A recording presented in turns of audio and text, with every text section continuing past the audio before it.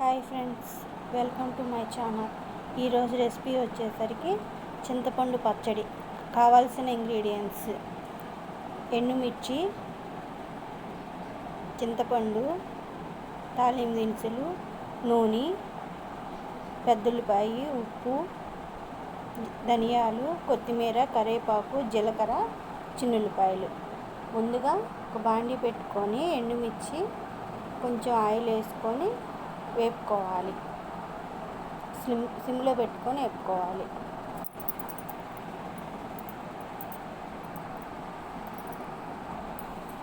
త్వరగా వేయించుకోవాలి. మాడకుండా వేయించుకోవాలి. మాడితే మళ్ళీ పచ్చడి వాసన వస్తుంది.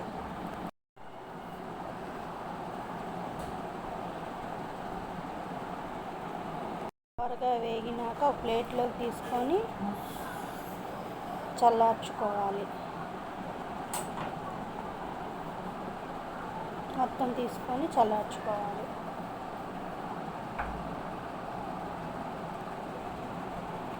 చల్లారిపోయినాక ఒక మిక్సీ గిన్నెలో మిరపకాయలు వేసుకొని ముందుగా మిరపకాయలు మిక్సీ పట్టుకోవాలి.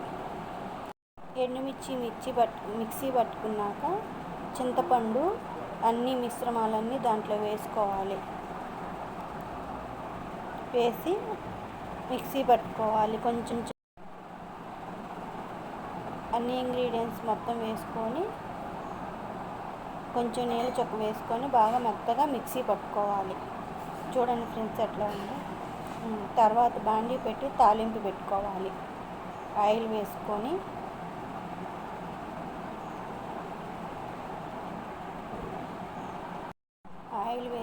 తాలింపు వేసుకోవాలి. ఇంట్లో ఏ కూరగాయలు లేనప్పుడు ఈజీగా చింతపండుతో ఇట్లా చట్నీ చేసుకొని తింటే చాలా బాగుంటుంది. తాలింపు కాగినాక కొంచెం కరివేపాకు వేసుకొని చట్నీ అంతా దాంట్లో వేసుకొని కాసేపు మగ్గనించుకోవాలి. 5 నిమిషాలు మగ్గనివ్వాలి.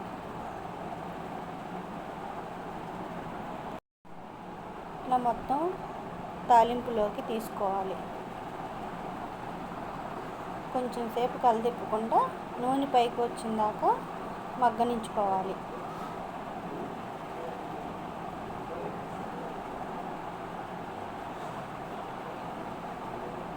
అయిపోయింది ఫ్రెండ్స్.